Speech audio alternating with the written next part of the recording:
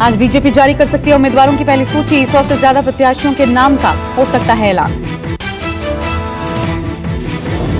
दिल्ली में कल होगी बीजेपी चुनाव समिति की दूसरी बैठक। बैठक के बाद कल भी बीजेपी जारी कर सकती है कुछ उम्मीदवारों की लिस्ट। आज अलग अलग प्रदेशों के चुनाव समिति के साथ केंद्रीय चुनाव समिति की चल रही है बैठक। देर रात तक कल चली थी बैठक। बिहार के नेताओं पर भी हुई चर्चा। इससे पहले कल देर शाम उत्तराखंड, त्रिपुरा, असम, आंध्र, महाराष्ट्र और अरुणाचल प्रदेश के नेताओं की चुनाव समिति में हुई थी बैठक।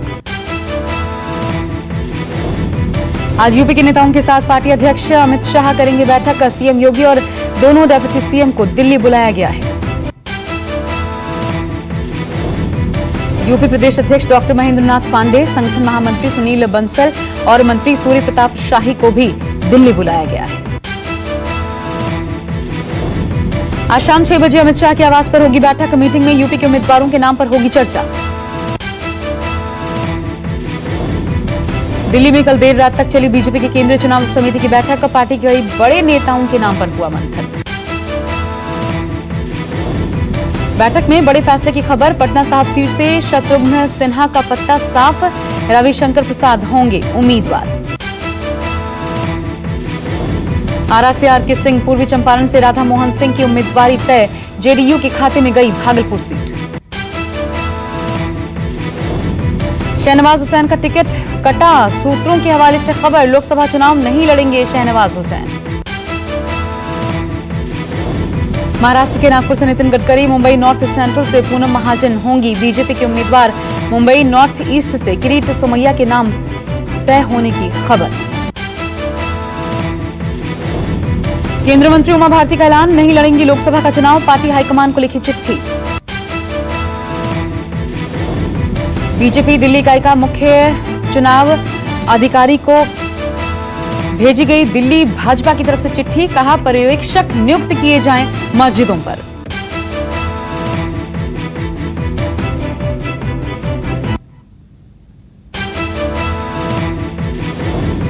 बीजेपी का विपक्षी दलों पर आरोप, चुनाव के दौरान मतदाताओं को धार्मिक आधार पर प्रभावित किए जाने की कोशिश हो सकती है।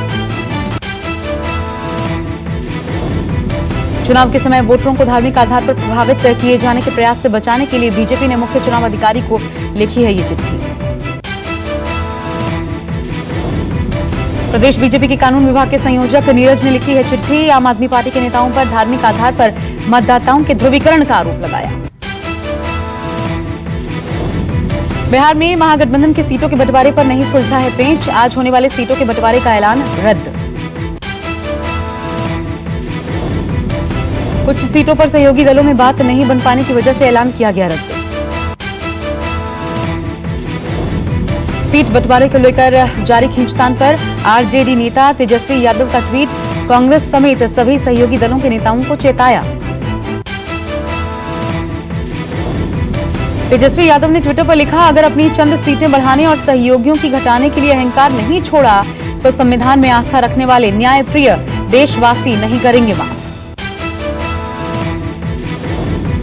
महागठबंधन में आरजेडी, कांग्रेस, राष्ट्रीय लोक समता पार्टी और जीतन राम मांझी भी शामिल। जीतन राम मांझी चाहते हैं आरएलएसपी के बराबर सीटें।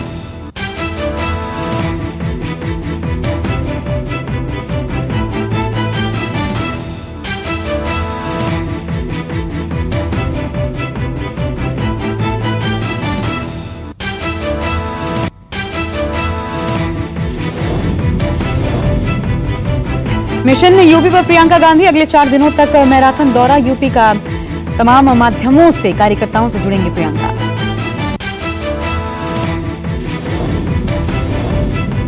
एयरपोर्ट पर प्रियंका का किया गया भव्य स्वागत। इसके बाद राज बब्बर के साथ पार्टी दफ्तर के लिए रवाना हुई प्रियंका गांधी।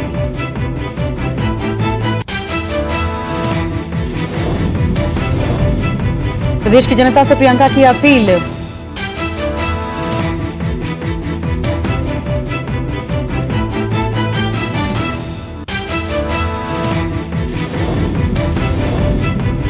पार्टी ऑफिस में कार्यकर्ताओं से भी मिली प्रियंका गांधी। दिया जीत का मंत्र।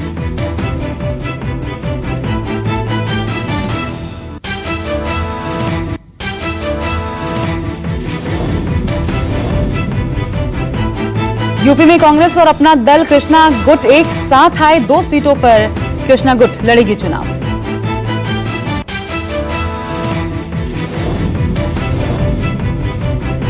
कृष्णा पटेल गुट को पीलीभीत और गोंडा से मिली सीटें, साथ आने की तस्वीरें आई सामने।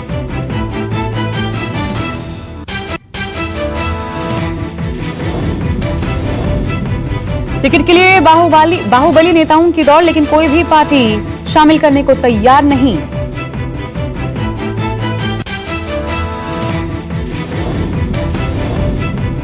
सीपीएम ने की 45 उम्मीदवारों की लिस्ट जारी। मैराथन बैठकों का दौर भी चला।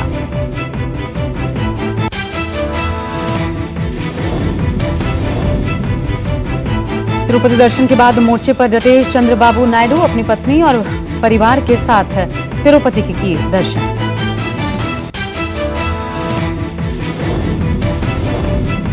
हरियाणा में आईएनएलडी बीजेपी में गठबंधन की कोशिशें तेज, जल्द निकल सकता है नतीजा।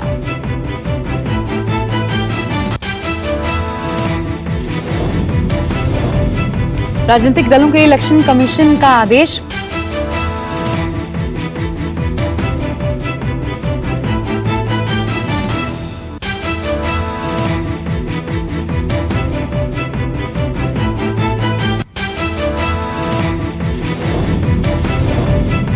गोवा में कांग्रेस का सरकार बनाने का दावा।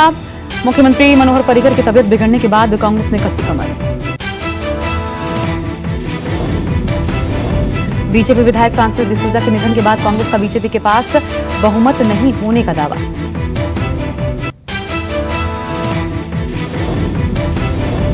नए मुकाम पर पहुंची चौकीदार की लड़ाई।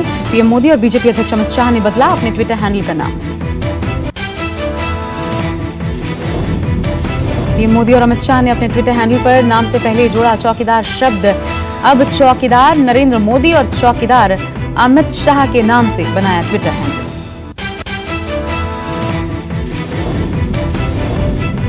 पीयूष गोयल, जेपी नड्डा भी बने चौकीदार। अपने ट्विटर हैंडल में बदला अपना नाम, साथ में जोड़ा चौकीदार।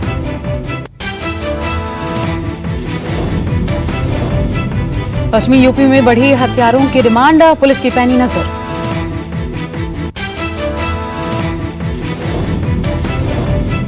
अवैध हथियारों की फैक्ट्री पर कसा गया शिकंजा। कुछ गिरफ्तारियों के बाद पूछताछ के आधार पर जांच जारी।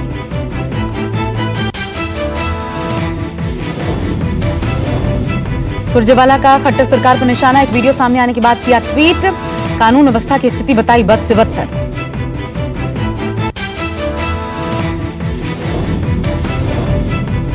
सुरजेवाला ने मारपीट का वीडियो शेयर किया और साथ ही खट्टर सरकार पर निशाना साधा। कहा, खट्टर सरकार में कानून व्यवस्था बदहाल।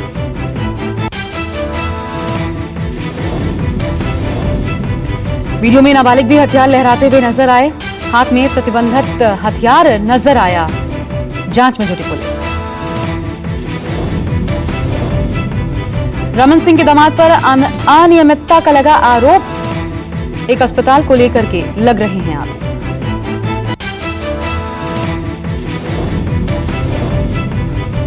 रेडियो एक्टिव पदार्थ की ठगी में 18 लोग गिरफ्तार। पूछताछ जारी। 100 करोड़ से भी ज्यादा की ठगी का पर्दाफाश। न्यूक्लियर आर्टिकल रेडियो एक्टिव पदार्थों की जांच के नाम पर रुपए ठगने का आरोप लगा। मध्य प्रदेश के खंडवा में सुशील तिवारी नाम के पंडित पर महिला ने लगाया दुष्कर्म और ब्लैकमेल करने का आरोप। आरोपी सुशील तिवारी के खिलाफ पुलिस ने मामला दर्ज किया। शुरू की जांच पड़ताल।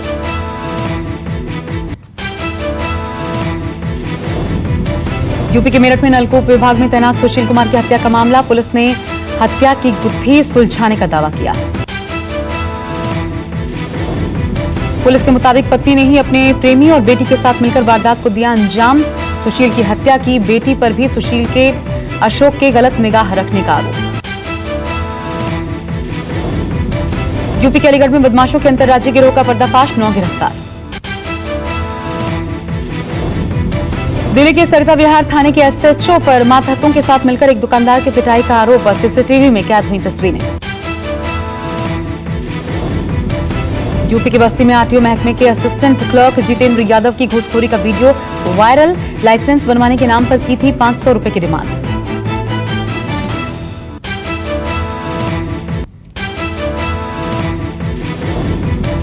पटियाला के प्रतापनगर में हथियार मिलने से सनसनी, जमीन में दबे मिले हथियार। हथियारों को देखकर जमीन मालिक के होश उड़े, तुरंत पुलिस को दी मामले की सूचना। मौके पर पहुंचे पुलिस ने अपने कब्जे में लिया हथियार। जमीन की खुदाई के दौरान मिली थी AK-47 राइफल, एक ग्रेनेड, गन और मैगजीन। दिल्ली में पुलिस ने बरामद की 83 किलोग्राम हेरोइन, कीमत करीब 332 करोड़ रुपए।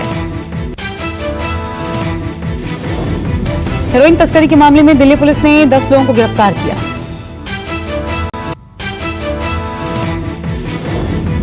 न्यूजीलैंड में हुए आतंकी हमले में एक महिला समेत 3 भारतीयों की मौत की पुष्टि, 2 भारतीयों की इलाज के दौरान मौत।